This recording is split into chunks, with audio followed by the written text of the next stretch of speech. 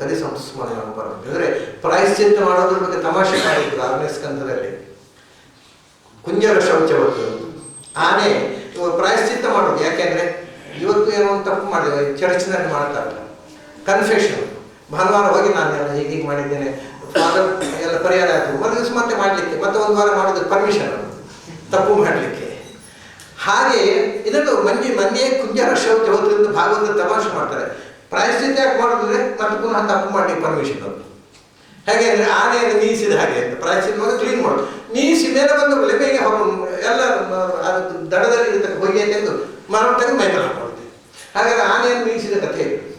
ಅದು ಮತ್ತೆ ಮೇಲಿಂದ ಹೊಯ್ಗೆ ಮೇಗೆ ಹಾಕೊಡ್ತೇವೆ. ಏನು ಉಪಯೋಗ ಇಲ್ಲ.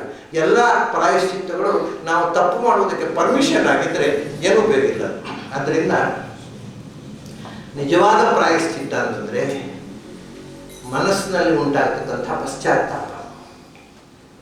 ಪಶ್ಚಾತ್ತಾಪದಿಂದ ನಾನು ಇಂಥ ತಪ್ಪು ಮಾಡಿದೆ ದೇವರೇ, ಇನ್ನು ಮಾಡೋಲ್ಲ ಅಂತಕ್ಕಂಥ ತೀರ್ಮಾನ, ಅದು ಶರಣಾಗತಿ. ಅದೇ ನಿಜವಾದ ಪ್ರಾಯಶ್ಚಿತ್ತ ಹೊರತು ಅದು ಇಲ್ಲದೆ ಯಾವ ಹೋಮವನ್ನು ಮಾಡಿ ಏನೂ ಉಪಯೋಗ ಇಲ್ಲ. ಅಂತತಃ ನಮ್ಮ ಫಿಲಾಸಫಿ ಏನು ಅಂದರೆ ಮೂಲತಃ ಅದು ಸೈಕಾಲಜಿಕಲ್. ನಿನ್ನ ಮನಸ್ಸು ಅದನ್ನು ಓವರ್ಕಮ್ ಮಾಡ್ಬೋದು. ಅಂದರೆ ಹೋಮ್ ಮಾಡಿದ್ದು ಓವರ್ಕಮ್ ಮಾಡಲಿಕ್ಕೆ ಆಗೋದಿಲ್ಲ.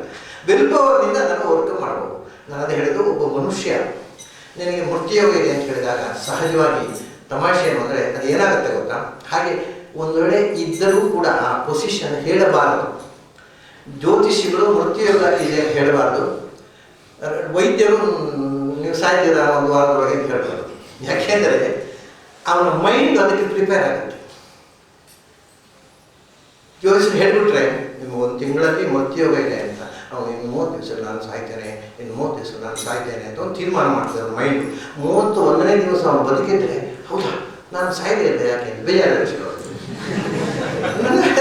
ನಾನು ಸಾಯಲಿಲ್ಲ ಯಾಕೆ, ಇಷ್ಟು ಡಿಪ್ರೆಷನ್, ಸಾಯಲಿಲ್ಲ ಅನ್ನೋದು ಬೇಸರ. ಯಾಕಂದರೆ ಸಾಯಬೇಕಿತ್ತಲ್ಲ 30 ದಿವಸ ಒಳಗೆ.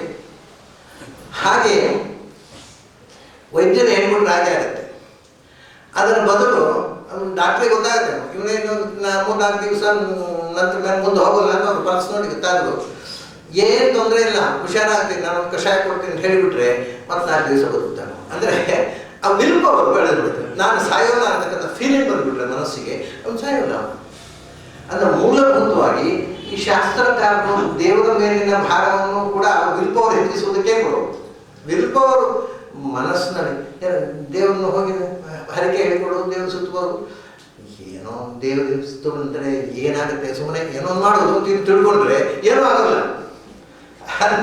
ಮೂಲಭೂತವಾಗಿ ಮನಸ್ಸಿನಲ್ಲಿ ಅದು ಕನ್ವಿಕ್ಷನ್ ಆಗಿ ಕೊಡಬೇಕು.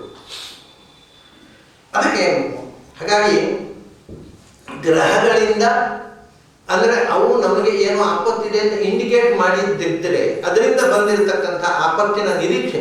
ಭಯ ಅಂದರೆ ಏನು? ಭಯ ಅಂದರೆ ಅದು ದುಃಖದ ನಿರೀಕ್ಷೆ. ಭಯ ಮತ್ತೆ ದುಃಖ ಆಗುತ್ತೆ, ದುಃಖವನ್ನು ಎಕ್ಸ್ಪೆಕ್ಟ್ ಮಾಡೋದು ಅಂತಲ್ಲ, ಎಕ್ಸ್ಪೆಕ್ಟೇಷನ್ ಆಫ್ ಸಾರೋ ಇಸ್ ಫಿಯರ್. ಅದು ಭಯ ಅಂದರೆ ದುಃಖದ ನಿರೀಕ್ಷೆ. ಗ್ರಹಗಳ ಸ್ಥಿತಿ ತಿಳಿದು ಇವನಿಗೆ ದುಃಖ ಬರುತ್ತೆ, ಆಪತ್ತು ಬರುತ್ತೆ ಅನ್ನೋ ನಿರೀಕ್ಷೆ ನಿರ್ಮಾಣ ಆಯಿತು. ಅದೇ ಗ್ರಹೇಭ್ಯ ಎನ್ನೋ ಭಯಂ ಗ್ರಹೇಭ್ಯ ಅಭೂತ್. ಎರಡನೇದು ಕೇತುಭ್ಯ ಅಂತ. ಕೇತು ಅಂದರೆ ಗ್ರಹಗಳಲ್ಲಿ ಸೇರಿತಲ್ಲ, ಆ ಕೇತು ಅಲ್ಲ ಇದು, ಅದು ಬೇರೆ. ಕೇತುಭ್ಯ ಅಂತ ಬಹುವಚನ ಇದೆ. ಅಂದರೆ ಆಕಾಶಕಾಯಗಳು, ಧೂಮಕೇತು ಅಂತ ಹೇಳ್ತಾರಲ್ಲ, ಅವು ಆ ಧೂಮಕೇತುಗಳು ಭೂಮಿಯ ಮೇಲೆ ಇದೆ ನೋಡಿ. ವೆಲ್ಕೋವ್ಸ್ಕಿ ಅಂತಕ್ಕಂಥ ರಷ್ಯನ್ ಸೈಂಟಿಸ್ಟು ಅವನೊಂದು ಅದ್ಭುತವಾದ ವಿಚಾರ ಹೇಳ್ತಾನೆ. ಈ ಭೂಮಿಯಲ್ಲಿ ಪೆಟ್ರೋಲಿಯಂ ಪ್ರಾಡಕ್ಟ್ಸೇ ಇರಲಿಲ್ಲ, ಯಾವುದೂ ಇರಲಿಲ್ಲ. ಯಾವುದೋ ಒಂದು ಕಾಲದಲ್ಲಿ ಒಂದು ಭಾರೀ ಗಾತ್ರದ ಕಾಮೆಂಟ್ ಬಿತ್ತು ಭೂಮಿಯ ಮೇಲೆ. ಆ ಕಾಮೆಂಟ್ ಬಿದ್ದಾಗ ಪೆಟ್ರೋಲಿಯಂ ಪ್ರಾಡಕ್ಟ್ ನಿರ್ಮಾಣ ಆಯಿತು. ಹಾಗೆ ಧೂಮಕೇತುಗಳು ಭೂಮಿಯ ಮೇಲೆ ಒಂದು ಅಗಾಧವಾದ ಬದಲಾವಣೆ ಮಾಡ್ತವೆ, ಪರಿಣಾಮ ಮಾಡ್ತವೆ. ಅದು ಒಳ್ಳೆಯದಿರ್ಬೋದು, ಕೆಟ್ಟದಿರ್ಬೋದು. ಅದನ್ನು ಕೇತುಭ್ಯ, ಆ ಧೂಮಕೇತುಗಳು ಭೂಮಿಯ ಮೇಲೆ ಉಲ್ಕಾಪಾತ ಅಂತಾರೆ, ಧೂಮಕೇತು ಅಂತಾರೆ, ಕಾಮೆಂಟ್ ಅಂತಾರೆ. ಅದು ಭೂಮಿಯ ಮೇಲೆ ಮಾಡ್ತಕ್ಕ ಪರಿಣಾಮಗಳಿಂದ ಆಗತಕ್ಕಂಥ ಭಯದ ನಿರೀಕ್ಷೆ. ಎಲ್ಲಕ್ಕಿಂತ ಮುಖ್ಯವಾದ ನಿರ್ಭಯ ಏವಚ, ಮನುಷ್ಯನಿಗೆ ಭಯ ಇರೋದು ಮನುಷ್ಯನಿಗೆ. ಯಾಕೆಂದರೆ ಪ್ರಾಣಿಗಳು ಒಂದನ್ನೊಂದು ಪ್ರೀತಿಸ್ತಾರೆ. ಒಂದು ಪ್ರಾಣಿ ಹುಲಿ ಇನ್ನೊಂದು ಹುಲಿಗೆ ಉಪದ್ರ ಕೊಡೋದು. ಸಿಂಹ ಮಾಂಸ ಭಕ್ಷಕ ಇರಬಹುದು, ಯಾವುದೇ ಒಂದು ಪ್ರಾಣಿ ತಮ್ಮ ಜಾತಿ ಇನ್ನೊಂದು ಪ್ರಾಣಿಗೆ ತೊಂದರೆ ಕೊಡೋದು ಅಷ್ಟು ಕಾಮನ್ ಸೆನ್ಸ್ ಇದೆ. ಮನುಷ್ಯರಿಗೆ ಇಲ್ಲ. ಮನುಷ್ಯರಿಗೆ ಕಾಟ ಮನುಷ್ಯರಿಗೆ ಕೊಡೋದು, ಬೇರೆ ಊರವ್ರು ಯಾರು ಮನುಷ್ಯರಿಗೆ ಕಾಟ ಕೊಡೋದು ಮನುಷ್ಯರಿಗೆ. ಯಾಕಂದರೆ ಪ್ರೀತಿಯ ನಾಟಕ ಮಾಡಿ ಮೋಸ ಮಾಡಲಿಕ್ಕೆ ಕಲಿತದ್ದು ಮನುಷ್ಯ ಮಾತ್ರ. ಪ್ರಾಣಿಗಳು ಪ್ರೀತಿಯಿಂದ ಪ್ರೀತಿಯೇ, ಅವು ಮೋಸ ಮಾಡಲಿಕ್ಕೆ ಗೊತ್ತಿಲ್ಲ. ಅದರಿಂದ ನೃತ್ಯ ಬಹಳ ಮುಖ್ಯವಾಗಿ ಮನುಷ್ಯನಿಂದ ಮನುಷ್ಯನಿಗೆ ಅಪಾಯ ಇದೆ. ಅದಕ್ಕೂ ಅದನ್ನು ವಿಲ್ ಪವರ್ನಿಂದ ಗೆಲ್ಲುವುದಕ್ಕೆ ಈ ಮಂತ್ರ ಸಹಾಯ ಆಗುತ್ತೆ. ನೃತ್ಯ ಯೋಚನೆ. ಆಮೇಲೆ ಸರೀಸೃಪೇಭ್ಯ, ನೋಡಿ ಎಷ್ಟು ಭಯಗಳಿಗೆ ಬರ್ತಾರೆ ಅಂತ ಒಂದು ಲಿಸ್ಟ್ ಕೊಡೋದು ಚಂದ. ಅವರಿಗೆ ಒಂದು ವಿಷಯವನ್ನು ಹೇಳುವಾಗ ಅದನ್ನು ಪರ್ಫೆಕ್ಟ್ ಪ್ರಿಸೈಸ್ ಆಗಿ ಅನ್ಯೂನ ಅಣುತಿರ್ಕ ಹೇಳ್ತಕ್ಕಂಥ ಒಂದು ಕಲೆ ಪ್ರಾಚೀನ. ಇಷ್ಟು ಭಯ ಆಯ್ತಲ್ಲ. ಎರಡು ನಮಗೆ ಕಾಣದ ಶಕ್ತಿಯಿಂದ ಆಗುವಂಥದ್ದು ಗ್ರಹೇಭ್ಯ ಕೇತುಭ್ಯ. ಆಮೇಲೆ ನಮ್ಮ ಕಣ್ಮುಂದೆ ಇರೋ ನಮ್ಮ ಬಂಧುಗಳು ರಿಲೇಟಿವ್ಸ್ ಇರೋ ಅವರೇ ತೊಂದರೆಗಳು. ಅಂದರೆ ಬಂಧುಗಳು ಅಂತಂದರೆ ಅವರು ಇನ್ನೊಂದು ಹೆಸರು ತಕರಾರು ಮಾಡುವರು ಅಂತ. ಅವ್ರಿಗೆ ಏನು ಮಾಡಿದ್ರು ತಕರಾರು. ಉಪನಯನ ಅವ್ನಿಗೆ ಪೋಸ್ಟ್ ಮಾಡಿದ್ರೆ ಅವನು ಮನೆ ಬಂದು ಒಂದು ತಕ್ಷಣ ಕೊಟ್ಟು ಹೇಳಿದ್ನ, ಅವ್ನಿಗೆ ಗುರ್ತ ಉಂಟ ಬಂದು ಅಂತ, ಹೋಗೋಲ್ಲ ಅಂತ.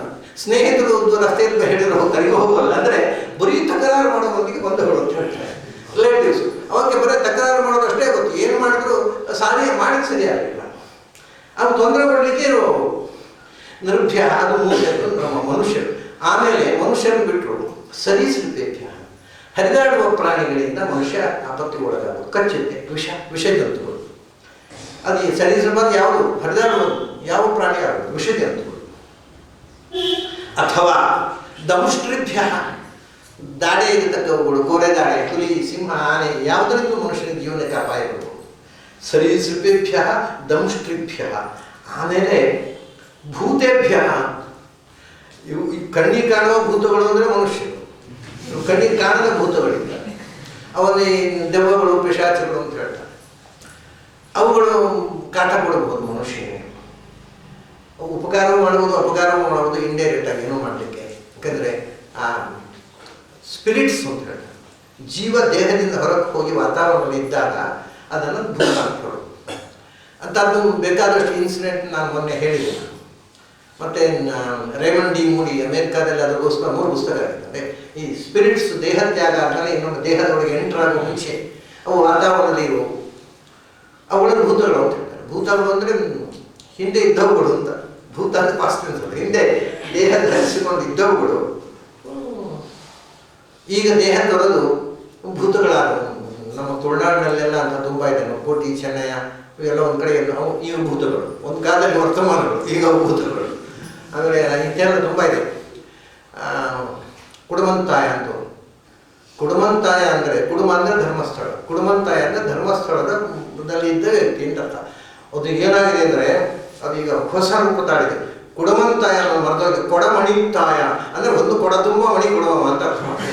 ಏನು ಹುಚ್ಚರ ಇದ್ದಾರೆ ಅಂದರೆ ಭಕ್ತರು ಮಾಡೋ ಅನ್ಯಾಯಗಳಿದೆ. ಆ ಶಬ್ದದ ಎಟಿಮಾಲಜಿ ಕುಡುಮಂತಾಯ. ನಾನು ತಮಾಷೆ ಮಾಡಿದೆ. ಹಾಗಾದರೆ ಬೊಬ್ಬರಿ ಅಂತ ಹೋಗಿದ್ದಾನೆ ನಮ್ಮಲ್ಲಿ. ಅದು ಯಾವ್ದು ಬಹುಭಾರ್ಯ, ತುಂಬ ಜನ ಹೆಂಡನ್ನು ಮದುವೆ ಮಾಡಿಕೊಂಡು ಸಂಕಟದಲ್ಲಿ ಆತ್ಮಹತ್ಯೆ ಮಾಡಿಕೊಂಡು ಭೂತ ಆಗಿರಬೇಕು. ಅಂದರೆ ಇದೆಲ್ಲ ಈ ಸಂಸ್ಕೃತ ಕಲಿತವರು ವಿಚಿತ್ರವಾದ ಅಬದ್ಧ ಎಟಿಮಾಲಜಿಗಳನ್ನು ಸೃಷ್ಟಿ ಮಾಡ್ತಾರೆ. ಯಾವುದು ಉಡುಪಿ ಅನ್ನೋದಕ್ಕೆ ಕಥೆ ಹೇಳೋದು. ಉಡುಪ ಅಂದರೆ ಚಂದ್ರಮೌಳೀಶ್ವರ. ಆ ಉಡುಪಲ್ಲಿ ಇರೋದು ಉಡುಪಿ ಅಲ್ಲ. ಉಡುಪಿ ಅನ್ನೋದು ಸಂಸ್ಕೃತ ಶಬ್ದವೇ ಇಲ್ಲ. ಅದಕ್ಕೆ ಇವನು ಯಾರು ಸಂಸ್ಥೆಯಲ್ಲಿ ನಿಷ್ಪತ್ತಿ ಹೇಳಿದರು? ಅದು ಮೂಲ ಶಬ್ದ ಒಡಿಪು ಅಂತ. ಅದು ಒಡೆಪು ಅಂತ, ಒಡೆಯುವುದರಿಂದ ಬಂದದ್ದು, ಟು ಬ್ರೇಕ್. ಅದು ಒಡೆಪು ಹೋಗಿ ಒಡಿಪು ಆಗಿ ಉಡುಪಿ ಆಯಿತು. ಅದು ಸಂಸ್ಕೃತ ಶಬ್ದವೇ. ಅದಕ್ಕೆ ಸಂಸ್ಕೃತ ನಿರ್ವಚನ ಯಾಕೆ ಹೇಳಬೇಕು? ಇದೆಲ್ಲ ಇದು ನೋಡಿ, ತೀರ್ಥಹಳ್ಳಿ ಅಂತ ಒಂದು ಒಳ್ಳೆಯ ಗ್ರಾಮ ಇದೆ. ಅಲ್ಲಿ ತೀರ್ಥ ಇದೆ, ಆ ನದಿ ಹರಿಯುತ್ತೆ, ತುಂಗಾ ನದಿ. ಈ ಸಂಸ್ಕೃತ ಪಂಡಿತರಿಗೆ ಸಮಾಧಾನ ಆಗಲಿಲ್ಲ. ತೀರ್ಥಹಳ್ಳಿ ಅಂದರೆ ಪರಶುರಾಮ 21 ಬಾರಿ ಕ್ಷತ್ರಿಯರನ್ನು ಕೊಂದಂತೆ. ಅವನ ಕೊಡಲಿಯಲ್ಲಿ ಆ ರಕ್ತದ ಪಾಪ ಅಂಟಿಕೊಂಡಿತ್ತು, ಕೊಲೆಯ ಪಾಪ.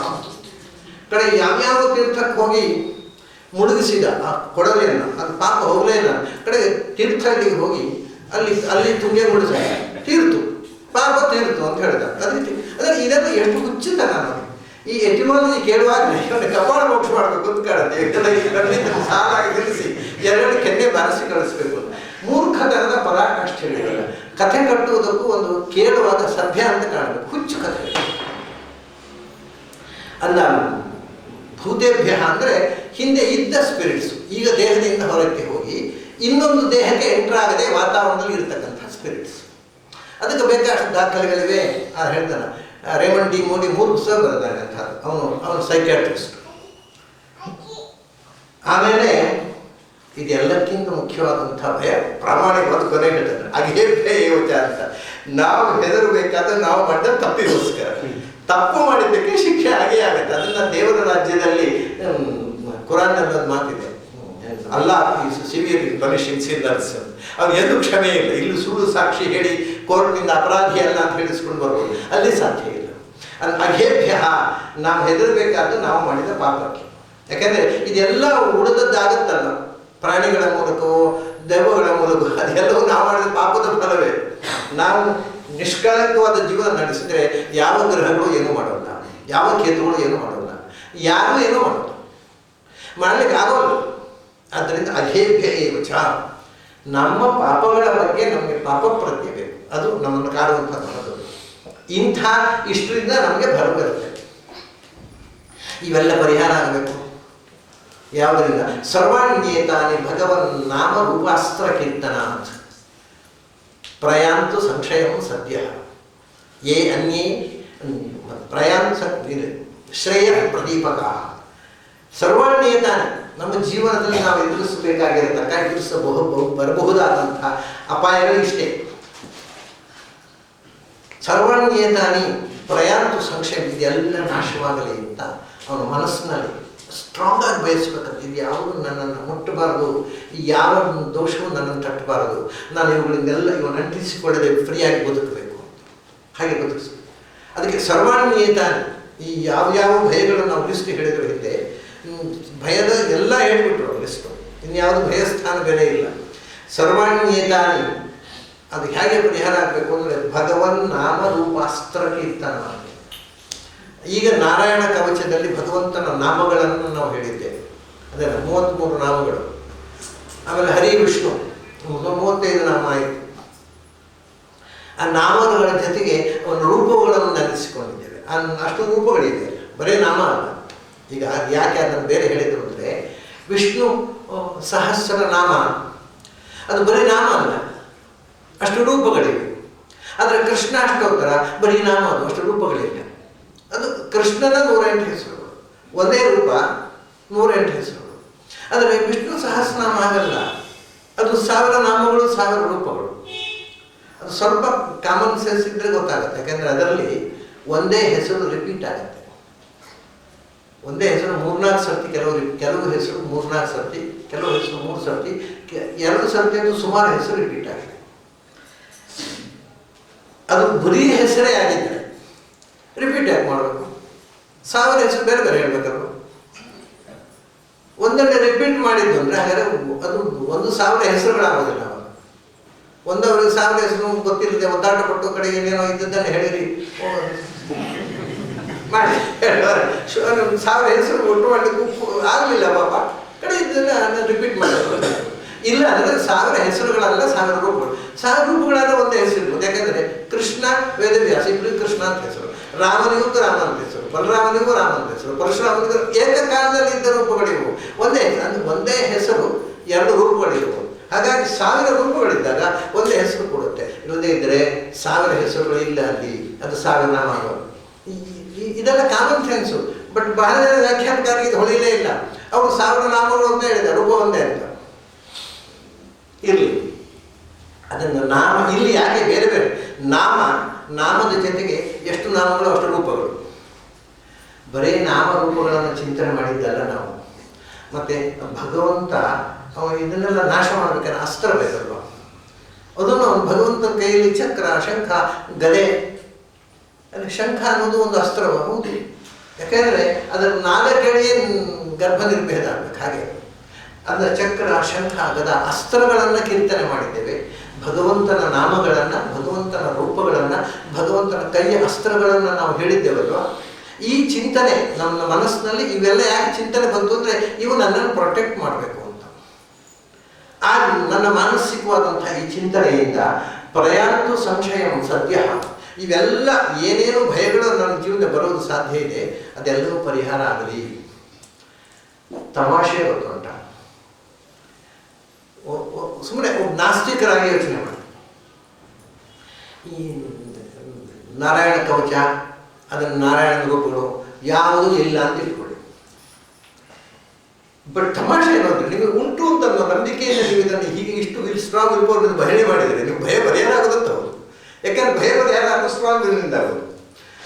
ಅದನ್ನು ನಂಬದೇ ಇದ್ದರೂ ಕೂಡ ಅದನ್ನು ಆ ಮೂಲ ರೂಪಗಳನ್ನು ನಂಬದೇ ಇದ್ದರೂ ಕೂಡ ನೀವು ಮನಸ್ಸು ಅದನ್ನು ಒಪ್ಪಿಕೊಂಡ್ರೆ ಪರಿಹಾರ. ವಸ್ತುತಃ ಇಲ್ಲದೇ ಇದ್ದದ್ದನ್ನು ಕೂಡ, ಈಗ ರಸ್ತೆಯಲ್ಲಿ ಹೋಗ್ತಾ ಇರ್ತಾನೆ ಕತ್ತಲೆ, ಕಾಲು ಏನೋ ಹಂಚಿದಾಗ ಅದು ಏನಪ್ಪ ಹೌದು ಅಂತ ಒಂದು ಸಂಶಯ ಬಂತು. ಟಾರ್ಚ್ ಹಾಕಿದ, ಇಲ್ಲ ಅಲ್ಲಿ ಒಂದು ಬೇರೆ ಒಂದು ಸಮಯ ಒಂದು ಹುಳ ಹೋಗ್ತಾ ಇತ್ತು, ಹಾವು ಇವು ಎದಿರಲಿಲ್ಲ ಅಲ್ಲಿ. ಕೆಂಜಿರುವೆ ಏನೋ ಇತ್ತು, ಅದು ಕಚ್ಚಿದ್ದು ಅಂತ ವಸ್ತುತಃ ಅವನಿಗೆ ಕಚ್ಚಿದ್ದು ಹಾವು, ಆದರೆ ಅವನು ಕಾಣಲಿಲ್ಲ ಅದನ್ನು, ಅವ್ನಿಗೆ ವಿಷಯ ಇರೋದೇ ಇಲ್ಲ. ಯಾಕೆಂದರೆ ಮೆಂಟಲಿ ಅವನಿಗೆ ಹಾವು ಅನ್ನೋ ಫೀಲಿಂಗ್ ಬರಲಿಲ್ಲ, ಅದು ವಿಷಯ ಇರೋದಿಲ್ಲ.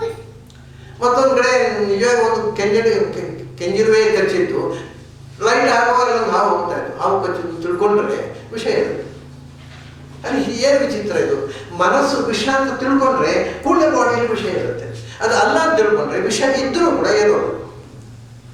ಹಾಗಾದ್ರೆ ಏನಾಯಿತು, basically all the diseases R mental, psychological. ದೇಹದ ಮೇಲೆ ಪರಿಣಾಮ ಮಾಡತಕ್ಕ ಪ್ರತಿಯೊಂದು ಕೂಡ ಮೂಲತಃ ಅದು ಮನಸ್ಸಿನ ಮೂಲಕವೇ ಪರಿಣಾಮ ಮಾಡೋದು. ಮನಸ್ಸು ಸ್ಟ್ರಾಂಗ್ ಆಗಿ ನನಗೆ ಏನು ಇಲ್ಲ ಕಾಯಿಲೆ ಅಂತ ತಿಳ್ಕೊಂಡ್ಬಿಟ್ರೆ ಸ್ಲೋಲಿ ಆ ಕಾಯಿಲೆ ಬರಾಗ್ತದೆ. ಹಾಗಾಗಿ ಇದು ಈ ಮಂತ್ರವನ್ನು ಒಬ್ಬ ಮನುಷ್ಯ ಶ್ರದ್ಧೆಯಿಂದ ಉಪಯೋಗಿಸಿದರೆ ಅದರ ಸತ್ಯಾಸಕ್ತಿತೆ ಬೇರೆ ವಿಷಯ, ಕೆಲಸ ಮಾಡೋದಂತೂ ಮಾಡುತ್ತೆ. ಅಂದ ಪ್ರಯಾಂತು ಸಂಶಯ ಸದ್ಯ, ಅವನು ಏನು ವಿಲ್ ಪವರ್ ಎಷ್ಟು ಸ್ಟ್ರಾಂಗ್ ಅಂದರೆ ಈ ಕ್ಷಣದಲ್ಲಿ ನನ್ನೆಲ್ಲ ಭಯಗಳು ಪರಿಹಾರ ಆಗಬೇಕು ಅಂತ ಮೈಂಡ್ ಸಜೆಷನ್ ಕೊಟ್ಟರೆ ಆಗಿಬಿಡುತ್ತೆ. ಪ್ರಯಾಂತು ಸಂಶಯ ಸತ್ಯ, ಇದು ಹಿಪ್ನೋಟೈಸ್ ಮಾಡಿದ ಹಾಗೆ. ಹಿಪ್ನೋಟಿಕ್ ಕಂಡೀಷನ್ನಲ್ಲಿ ಏನು ಸಜೆಷನ್ ಕೊಟ್ಟರೆ ಅದನ್ನು ಅವನು ಮಾಡ್ತಾನೆ. ನೀನೀಗ ಅವನ ಕೈಗೆ ಬೆಂಕಿ ಇಡೋದು, ಅಗ್ನಿಯ ಒಂದು ಬೆಂಕಿ ಕೆಂಡ ಇಡೋದು, ಇದು ಮಲ್ಲಿಗೆ ಚೆಂಡು ಇಟ್ಟೆ ಹೇಗಿದೆ, ತಪ್ಪಾಗಿದೆ, ಒಳ್ಳೆ ಗಮ್ಮಂತ ಪರಿಮಳ ಬರ್ತಾ ಇದೆ ಅಂತ ಅವನ ಕೈಯಲ್ಲಿ ಮಲ್ಲಿಗೆ ಚೆಂಡೆ ಇಡ್ರಿ, ಈಗ ನೋಡೋ ಬೆಂಕಿ ಕೆಂಡ ಇಟ್ಟೆ ಹೇಗೊಂಡು ಅಯ್ಯೋ ಉರಿ ತಡ್ಕೊಳ್ಳಿಕ್ಕೆ ಆಗೋಲ್ಲ ಅಂತ ಕೈ ಜಾಡಿಸ್ಬಿಡ್ತಾನೆ. ಹಾಗಾದರೆ ಅವನಿಗೆ ಮಲ್ಲಿಗೆ ಚೆಂಡು ಯಾಕೆ ಉರಿ ಆಯಿತು, ಯಾಕೆ ಬೆಂಕಿ ಕೆಂಡ ಪುಷ್ಪದ ಹೂವಿನ ಹಾಗಾಯಿತು? ವಿದೇಶದಲ್ಲಿ ಒಂದು ಇದರದ್ದು ಈ ಹಿಪ್ನಾಟಿಸಮ್ ಅಂತ ಒಂದು ಕಥೆ. ಒಬ್ಬ ದೊಡ್ಡ ಹಿಪ್ನಾಟಿಸ್ಟ್, ಅವನು ಡೆಮಾನ್ಸ್ಟ್ರೇಷನ್, ಸ್ಟೇಜ್ ಡೆಮಾನ್ಸ್ಟ್ರೇಷನ್, ಯಾರೇ ಅಪೇಕ್ಷೆ ಬನ್ನಿ ಹಿಪ್ನೋಟೈಸ್ ಮಾಡ್ತೇನೆ ಅಂತ ಒಂದು 8-10 ಜನ ಬಂದರು. It is recorded. ಬಂದರೆ ಅವನು 8-10 ಜನಕ್ಕೆ 11 ಜನ ಬಂದು ಇಟ್ಕೊಳ್ಳಿ, 10 ಗಂಟೆಗೆ ಹಿಪ್ನೋಟೈಸ್ ಆಯ್ತು, ಒಬ್ಬನೇ ಆಗೇ ಇಲ್ಲ. ಇವು ಏನು ಸಜೆಷನ್ ಕೊಟ್ಟರೆ ನಾನು ಕ್ಯಾರಿಯೇಟ್ ಮಾಡ್ತಾ ಇಲ್ಲ, ನನಗೇನು ಆಗಿಲ್ಲ ಅಂತ. ಇವನು ಸಿಟ್ಟು ಬಂದು ಗೊಟ್ಟು ಹೆಲ್ಡ್ ಅಂತ, ಏನಪ್ಪ ಏನು ಮಾಡಿದ್ರು ಕೆಲಸ ಮಾಡೋಣ ಹಾಳಾಗೋದ್ರೆ ಗೊಟ್ಟು ಹೆಲ್ಡ್ ಅಂತ, ಅದನ್ನು ಕ್ಯಾರಿಯೇಟ್ ಮಾಡ, ಅಲ್ಲೇ ಸತ್ತೋದ. ಸತ್ತೋದ, ತಕ್ಷಣ ಸತ್ತೋದ. ಅವನಿಗೆ ಹೇಳ್ತಾರೆ ಪಾಪ ಸ್ವರ್ಗಕ್ಕೆ ಹೋಗಿದ್ದೆ, ಬಾಯಿನ ನರಕಕ್ಕೆ ಹೋದ. ಇದೆಲ್ಲ ವಿಲ್ ಪವರ್ನ ವಿಚಿತ್ರ. ಪ್ರಪಂಚದಲ್ಲಿ ಅತ್ಯಂತ ಅದ್ಭುತವಾದ ವಸ್ತು ಅಂದರೆ ಮೈಂಡ್. ಈ ಪ್ರಪಂಚ ಅದೇ, ಅದರ ಆಟ, ಅದರ ವಿಸ್ಮಯ ಅದ್ಭುತ. ಹಾಗಾಗಿ ಸರ್ವೇ ಪ್ರಯಾಂತು ಸಂಶಯ ಸದ್ಯ ಅಂತ ತಕ್ಷಣ ಎಲ್ಲ ಭಯಗಳ ಪರಿಹಾರ ಆಗಲಿ ಅಂತ ನೀವು ಸ್ಟ್ರಾಂಗ್ ವಿಲ್ ಪವರ್ನಿಂದ, ಅದು ವಿಲ್ ಪವರ್ನ ಹಿಂದೆ ನಿಮಗೆ ಭಗವಂತನ ನಂಬಿಕೆ ಇದ್ದಾಗ ವಿಲ್ ಪವರ್ ಸ್ಟ್ರಾಂಗ್ ಆಗುತ್ತೆ. ಗುಣ ಯೇ ಅನ್ಯೇ ಶ್ರೇಯ ಪ್ರತೀಪಕ, ಕೊನೆ ಹೇಳ ಅದು ಇದು ಅಂತಲ್ಲ, ನನ್ನ ಶ್ರೇಯಸ್ಸಿಗೆ, ನನ್ನ ಒಳಿತಿಗೆ, ನನ್ನ ಬೆಳವಣಿಗೆಗೆ ವಿರುದ್ಧವಾದದ್ದು ಏನಿದೆ ಅದೆಲ್ಲವೂ ನಾಶವಾಗಿ ಹೋಗಲಿ ಅಂತ ನಾನು ಯಾವುದರಿಂದ ನಾಮರೂಪಾಸ್ತ್ರ ಚಿಂತನ, ಭಗವಂತನ ನಾಮ, ಭಗವಂತನ ರೂಪ, ಭಗವಂತನ ಅಸ್ತ್ರಗಳ ಚಿಂತನೆಯಿಂದ ನಾನು ಈ ತೀರ್ಮಾನಕ್ಕೆ ಬಂದಿದ್ದೆ. ಬಹಳ ತಮಾಷೆ ಏನು ಅಂದರೆ, ನಾಮ ರೂಪ ಅಸ್ತ್ರ ಅಂತ 3 ಉಂಟಲ್ಲ, 3 ಬೇಡ ನಾಮರೂಪ ಅಸ್ತ್ರ ಚಿಂತನ ಅಂತ. ಈ ನಾಮವೇ ಒಂದು ಅಸ್ತ್ರ, ನಾಮರೂಪವಾದ ಅಸ್ತ್ರ. ನಾನು ಅಸ್ತ್ರವಾಗಿ ಬಳಸುವುದು ಯಾವುದಂದ್ರೆ ಭಗವಂತನ ನಾಮಗಳನ್ನು. ಆ ನಾಮವೇ ಅಸ್ತ್ರವಾಗಿ ನನ್ನ ವಿರುದ್ಧ ಬರತಕ್ಕಂಥ ದೋಷಗಳನ್ನು ಪರಿಹಾರ ಮಾಡಿಕೊಡ್ತೀವಿ. ಅದು that is not so possible. ಇದೆಲ್ಲವನ್ನು ಕೂಡ ಪ್ರಯೋಗ ಮಾಡಿ ತೋರಿಸ್ಲಿಕ್ಕೆ ಬರುತ್ತೆ. ನಾಮರೂಪಾಸ್ತ್ರ ಚಿಂತನ ಸದ್ಯ. ಆಮೇಲೆ ಅವರು ಹೇಳ್ತಾರೆ, ಈ ಜಗತ್ತಿನಲ್ಲಿ ಎಂಥದಿದೆ, ಸ್ವತಂತ್ರವಾಗಿ ಯಾವುದಿದೆ? ಯಥಾ ಹಿ ಭಗವಾನೇವ ವಸ್ತುತಃ ಸದಸಚ್ಚಯತ್ ಸತ್ಯೇನ ತೇನ. ನೋಡಿದರೆ ಯಥಾ ಹಿ ಭಗವಾನೇವ ವಸ್ತುತಃ ಸದಸಚ್ಚಯತ್. ದೇವರು ಎಲ್ಲಿ ಅಂತ ಕೇಳೋದು ನಾವು. ದೇವರು ಎಲ್ಲಿದ್ದಾನೆ ಅಂತ ಇವ್ರುಗಳು ದೇವರು ಎಲ್ಲಿ ಇಲ್ಲ ಅಂತ ಇವರು ಪ್ರಶ್ನೆ. ದೇವರು ಎಲ್ಲಿ ಇದ್ದಾನೆ ಅಂತ ಕೇಳೋದು, ಎಲ್ಲಿ ಇಲ್ಲ ತೋರಿಸಿ. ಸತ್ ಅಸತ್, ಜಗತ್ತಿನಲ್ಲಿ ಎರಡು ಸಂಗತಿಗಳಿವೆ. ಒಂದು ಸತ್ ಅಂದರೆ ವಿಸಿಬಲ್, ನಮ್ಮ ಕಣ್ಣಿಗೆ ಕಾಣುವ ಪ್ರಪಂಚ. ಅದನ್ನು ನೀವು ಇನ್ನೂ ಸ್ಪಷ್ಟವಾಗಿ ಮಣ್ಣು, ನೀರು, ಬೆಂಕಿ. ಈ ಪ್ರಪಂಚದಲ್ಲಿರುವ ಮೂರು ಆಸ್ಪೆಕ್ಟ್ಗಳು ಕಣ್ಣಿಗೆ ಕಾಣುವಂಥದ್ದು: ಮಣ್ಣು, ನೀರು, ಬೆಂಕಿ. ಅಸತ್ ಅಂದರೆ ಇನ್ವಿಸಿಬಲ್, ಕಣ್ಣಿಗೆ ಕಾಣದ ಎರಡು ಸತ್ಯಗಳಿವೆ, ಅದು ಆಕಾಶ ಮತ್ತು ಗಾಳಿ. ಒಟ್ಟಿಗೆ ಪ್ರಪಂಚ ಅಂದರೆ ಇಷ್ಟೇ: ಮಣ್ಣು, ನೀರು, ಬೆಂಕಿ, ಗಾಳಿ, ಆಕಾಶ, ಪಂಚಭೂತ. ಅದನ್ನು ಸದಸತ್. ಅಥವಾ ಇನ್ನೊಂದು ರೀತಿಯಿಂದ ಸತ್ ಅಸತ್ ಅಂದರೆ ವ್ಯಕ್ತ ಮತ್ತು ಅವ್ಯಕ್ತ ಅಂತ, ಕಾರಣ ಮತ್ತು ಕಾರ್ಯ, ಸ್ಥೂಲ ಸೂಕ್ಷ್ಮ, ಕಾರ್ಯಾತ್ಮಕ ಕಾರಣ. ಈ ಪ್ರಪಂಚ ಎರಡೇ: ಮಣ್ಣು ಕಾರಣ, ಮಡಕೆ ಕಾರ್ಯ. ಹಾಗೆ ಕಾರ್ಯಕಾರಣಾತ್ಮಕವಾಗಿ ಇಡೀ ಪ್ರಪಂಚ ಹಣೆದುಕೊಂಡಿದೆ. ಸದಸತ್ ಅಂದರೆ ಕಾರ್ಯಕಾರಣಾತ್ಮಕವಾದ ಪ್ರಪಂಚ, ಸ್ಥೂಲ ಸೂಕ್ಷ್ಮವಾದ ಪ್ರಪಂಚ. ಈಗ ತಮಾಷೆ ಅಂದರೆ, ಮೊದಲು ಪರಮಾಣು ಮಾತ್ರ ಇತ್ತು. ಅದನ್ನು ನೋಡಿ ಅವರು ಅಸದೇ ವೇದಮಗ್ರ ಆಸೀತ್, ಕಣ್ಣಿಗೆ ಕಾಣದ ಸೂಕ್ಷ್ಮ ದ್ರವ್ಯ ಇತ್ತು. ಅದು ಒಂದಕ್ಕೊಂದು ಸೇರಿ ಸತ್ ಅಜಾಯತ, ದೊಡ್ಡ ಭೂಮಿ ಆಯಿತು, ಮಡಕೆ ಆಯಿತು, ಏನೋ ಆಯಿತು. ಇಡೀ ವಿಶ್ವ ನಿರ್ಮಾಣ ಆಗೋದಕ್ಕೆ ಮೊದಲು ಇದ್ದದ್ದು ಇದು. This is nothing but heap of atoms. ಆದರೆ ಆಟಮ್ ಅಸತ್ತು, ಕಣ್ಣಿಗೆ ಕಾಣೋಲ್ಲ. ಕಣ್ಣಿಗೆ ಕಾಣದೇ ಇದ್ದ ಒಂದು ವಸ್ತು ಅದು ಸಾವಿರ ಒಟ್ಟಿಗೆ ಸೇರಿದಾಗ ಕಣ್ಣಿಗೆ ಕಾಣುವ ದೊಡ್ಡ ಪ್ರಪಂಚ ಆಯಿತು. ಅಸದೇ, ಅದು ಎಷ್ಟು ಬ್ಯೂಟಿಫುಲ್. ಅಸದೇವ ಇದಮಗ್ರ ಆಸೀತ್. ಮೊದಲು ಇದು ಕಣ್ಣಿಗೆ ಕಾಣಲೇ ಇಲ್ಲ, ಎಲ್ಲ ಇತ್ತು, ಆದರೆ ಕಣ್ಣಿಗೆ ಕಾಣಲಿಲ್ಲ.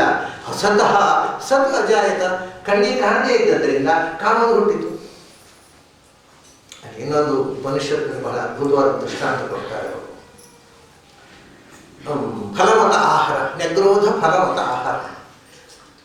ಆ ಮರ, ಆಲದ ಮರ, ಅಲ್ಲಿಂದ ಒಂದು ಹಣ್ಣು ತಾಪ, ಶಿಷ್ಯ ತಂದ. ಅವನ ಶಿಷ್ಯ ಯಾರು? ಇನ್ನು ತಂದೆ ಹೇಳಿದ್ದು, ಶಿಷ್ಯ ಮಗನೇ ಶ್ವೇತಕೇತು. ಅಂದರೆ ಅವನ ಅಂತಿಂಥ ಶಿಷ್ಯ ಅಲ್ಲ. ಯೂನಿವರ್ಸಿಟಿಯಲ್ಲಿ ರ್ಯಾಂಕ್ ಹೋಲ್ಡರ್. ಅವನು ಗುರುಕುಲದಲ್ಲಿ ಶ್ರೇಷ್ಠ, ಅತ್ಯಂತ ಶ್ರೇಷ್ಠ ಬುದ್ಧಿವಂತ ಅಂತ ಟೈಟಲ್ ಕೊಡೋದು ಬಂದ ಪೆದ್ದ. ಸಾಮಾನ್ಯ ಯೂನಿವರ್ಸಿಟಿಯಲ್ಲಿ ಟೈಟಲ್ ಪಡೆದವರೆಲ್ಲ ಪೆದ್ದರೇ ಇರ್ತಾರೆ. ಅವ್ರು ಏನು ಪ್ರಪಂಚ ಜ್ಞಾನ ಇರೋದಿಲ್ಲ, ಏನು ಬಾಯ್ಬಾಟ ಹೊಡೆದು ಮಾರ್ಕ್ ಮಾಡಿಬಿಟ್ಟಿರ್ತಾರೆ. ಅದನ್ನ ಯೂನಿವರ್ಸಿಟಿಯಲ್ಲಿ, ಅದು ವೇದಕಾಲದ ಯೂನಿವರ್ಸಿಟಿಯಲ್ಲಿ ಶ್ರೇಷ್ಠ ವಿದ್ವಾಂಸ ಅಂತ ಟೈಟಲ್ ಕೊಡೋದು ಬಂದ ಪೆದ್ದ. ಆ ಅಪ್ಪ ಹೇಳ್ತಾನೆ, ನೆಗ್ರೋಧದ ಹಣ್ಣು ತಾ. ಅವನು ಬಂದು ಗಮ್ಮತ್ತೆ, ಒಂದು ಮನೆ ಬಂದು ತಂದೆ ಹತ್ರ ಬರ್ತಾನೆ. ಬಂದು ಅವನಿಗೆ ಒಂದು ಡೌಟ್ ಬರೋದು, ನಾನು ಯೂನಿವರ್ಸಿಟಿಯಲ್ಲಿ ರ್ಯಾಂಕ್ ಹೋಲ್ಡರ್, ನನ್ನ ಅಪ್ಪ ಯೂನಿವರ್ಸಿಟಿಯಲ್ಲಿ ಓದವರಲ್ಲ, ಅವ್ರಿಗೆ ನಮಸ್ಕಾರ ಮಾಡಬೇಕು ಬೇಡವು? ಈ ಥರದ ಒಂದು ಕಾನ್ಫ್ಲಿಕ್ಟ್ ನಮಗೆ. ಅಂದರೆ ಇಗೋ, ಎಜುಕೇಷನ್ನಿಂದ ಇಗೋ ಹೋಗಬೇಕು ಮನುಷ್ಯನಿಗೆ, ಇಗೋ ಹೊತ್ಕೊಂಡು ಬಂದ್ಬಿಟ್ಟಿದ್ದಾರೆ. ಗೊತ್ತಾಯ್ತು ಅಪ್ಪನಿಗೆ, ತುಂಬ ಹುಣಸೆ ಹಣ್ಣು ಒಳಗೆ ಸೇರಿಕೊಂಡಿದೆ, ತೊಳಿಬೇಕು. ಹುಣಸೆ ಹಣ್ಣು ತೊಳಿಲಿಕ್ಕೆ ಒಳ್ಳೆಯ ಸಾಧನ ಅಂತ ತೊಳಿಬೇಕು. ಇವನು ಅವಾಗ ಕೇಳ್ತಾನೆ, ಒಂದೊಂದೇ ಪ್ರಶ್ನೆ ಹಾಕ್ತಾನೆ. ಯಾವುದನ್ನು ತಿಳಿದರೆ ಎಲ್ಲ ತಿಳಿಯಿತೋ ಅದನ್ನೇನಾದರೂ ತಿಳ್ಕೊಂಡಿದ್ದೀಯಪ್ಪ ನೀನು? ಅದಕ್ಕೆ ಅವನು ಗೊತ್ತಿಲ್ಲ ಅಂತ ಹೇಳ್ಬೇಕಪ್ಪ. ಈಗ ನೋಡಿ, ಅದು ಪ್ರಾಯ ನಮ್ಮ ಪ್ರೊಫೆಸರ್ಗೂ ಗೊತ್ತಿರ್ಲಿಕ್ಕೆಲ್ಲ ಇದ್ರೆ ಹೇಳ್ತಿದ್ರು, ಅದು ಗೊತ್ತಿಲ್ಲ ಅಂತ ಹೇಳೋದಿಲ್ಲ. ಅದು ಪ್ರಾಯ ಯೂನಿವರ್ಸಿಟಿ ಪ್ರೊಫೆಸರ್ಗೆ ಯಾರಿಗೂ ಗೊತ್ತಿಲ್ಲ ಅಂತ ಕಾಣುತ್ತೆ. ಯಾರು ಹೇಳಿಲ್ಲ, ಗೊತ್ತಿದ್ರೆ ಹೇಳ್ತಿದ್ರು ಅವರು ಅಂತ.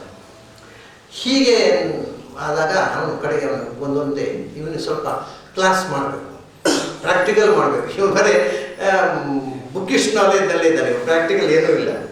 ಇವನು ಪ್ರಾಕ್ಟಿಕಲ್ ಕ್ಲಾಸ್ ಮಾಡಬೇಕು ಅಂತ ಅವನು ಕಾಡಿನಲ್ಲಿ ಋಷಿ ಅವನು ಒಂದು ಹಣ್ಣು ತಾಪ, ನೆಗ್ರೋಧ ಮರದಿಂದ ಒಂದು ಹಣ್ಣು ತಾಪ. ಅವಾಗ ತಂದ, ಅವನಿಗೆ ದೊಡ್ಡ ಸಂಗತಿಯಿಂದ ತಂದ. ಅದನ್ನು ತಂದ ಮೇಲೆ ಆಸಾಂ ಅಂಗ ಏಕಾಂ ಭಿಂಜ, ಒಂದು ಹಣ್ಣು ನೋಡು, ಒಂದು ಹಿಡಿಗ ತಂದುಬಿಟ್ಟಿದ್ದಾನೆ. ಅಪ್ಪ ಹೇಳಿದೆ, ಅಷ್ಟೆಲ್ಲ ಬಿಡಪ್ಪ, ಒಂದು ಹಣ್ಣು ತೆಗೆಯಿರಲಿ. ಆಸಾಮಂಗ ಏಕಾಂ ಭಿಂಜಿ, ಅದನ್ನು ಒಂದು ಓಪನ್ ಮಾಡೋದು, ಹಣ್ಣು ಬಿಡಿಸು. ಬಿಡಿಸಿದ. ಏನು ಅಣ್ವಿಯ ಇವ ಇಮಾ ಘನ, ಸಣ್ಣ ಸಣ್ಣ ಸಣ್ಣ ಸಣ್ಣ ಬೀಜಗಳಿವೆ ಅದರೊಳಗೆ. ಹೌದಾ? ಆಸಾವಂಗ ಏಕಾಂಬಿನಿ, ಆ ಬೀಜವನ್ನು ನೋಡಿ ಅದನ್ನು ಜಜ್ಜಿ ಪುಡಿ ಮಾಡು. ಗುದ್ದಿದ ಹೋಗಿ ಯೂನಿವರ್ಸಿಟಿ ರ್ಯಾಂಕ್ ಹೋಲ್ಡರ್ ನೋಡಿ ಗುದ್ದಿದ ಹೋಗಿ ಬುದ್ಧಿ ಕಿಮತ್ರ ಪಶ್ಯಿಸಿ. ಏನು ಬುದ್ಧಿದ ಮೇಲೆ ಏನು ಕಂಡಿತು? ನಾ ಕಿಮತಿ ಏನಿಲ್ಲ ಅದರಲ್ಲಿ. ಹೌದಾ? ಏನು ಇಲ್ಲ ಅಲ್ವಾ? ಆ ಏನೂ ಇಲ್ಲದ ಒಂದು ಸಂಗತಿಯಲ್ಲಿ ಏನಿತ್ತು, ಏನೂ ಇಲ್ಲದ ಒಂದು ಸಂಗತಿ ಇತ್ತಲ್ಲ, ಅದರಿಂದ ಬಿತ್ತಿದ್ರೆ ದೊಡ್ಡ ಅಶ್ವತ್ಥ ಆಲದ ಮರ ಆಗತ್ತಲ್ಲ. ಅದು ಯಾವುದರಿಂದ ಆದದ್ದು? ಏನು ಇಲ್ಲ ಅದೇನು ಹೇಳಿದೆ ಅಲ್ವ, ಅದು ನಿನಗೆ ಕಾಣದ ಒಂದು ಎನರ್ಜಿ ಆ ಬೀಜದೊಳಗೆ ಇತ್ತಲ್ಲ, ಅದರಿಂದ ನಟ್ಟದ್ರಿಂದ ಅಷ್ಟು ದೊಡ್ಡ ಮರ ಆಯ್ತಲ್ಲ. ಇಷ್ಟು ದೊಡ್ಡ ಒಂದು ಅಂದರೆ ಸತ್ ಆಗಬೇಕಾಗಿದ್ದರೆ ಅದರ ಒಳಗೆ ನಿನಗೆ ಕಾಣದ ಒಂದು ಅಸತ್ತಿ ಇತ್ತಲ್ವ. ಇದು ಉಪನಿಷತ್ತಿನ ಋಷಿಗಳು ನಮಗೆ ಪಾಠ ಹೇಳ್ತಕ್ಕಂಥ ರೀತಿ. ಸರಿ, ಹಾಗೆ ಇದನ್ನ ಯಾಕೆ ಹೇಳಿದ್ರೆ ಸತ್ ಅಸತ್ ಅಂದರೆ ಕಾಣದ ಅವ್ಯಕ್ತ, ಅದರಿಂದ ಸತ್ತಿಂದ ಕಾಣುವ ಪ್ರಪಂಚ. ಇದೆಲ್ಲ ಏನು ಭಗವಾನೇವ ಸದಸಚ್ಚೆ, ಇದೆಲ್ಲ ಭಗವಂತನೇ ಅಲ್ವಾ? ಅಂದರೆ ಭಗವಂತನೇ ಅಲ್ವಾ ಅಂದರೆ ಸದಸನ್ ನಿಯಾಮಕತ್ವಾತ್ತು ಸದಸದ್ರೂಪ ಉಚ್ಯತೆ ಅಂತ ಹೇಳಿದ್ರು. ಇವಾಗ ನಾವೊಂದು ಆಫೀಸಿಗೆ ಹೋಗ್ತೇವೆ. ಆಫೀಸಿಗೆ ಹೋಗಿ ಅಲ್ಲಿ ಆಫೀಸರ್ನ ಮೀಟ್ ಆಗ್ತೇವೆ. ನಮ್ಗೆ ಏನೋ ಕೆಲಸ ಆಗಬೇಕು. ಅದೆಲ್ಲ ಗೊತ್ತಿಲ್ಲ ಸ್ವಾಮಿ, ಎಲ್ಲ ನೀವೇ ಅದನ್ನು ಮಾಡಿಕೊಡ್ಬೇಕು.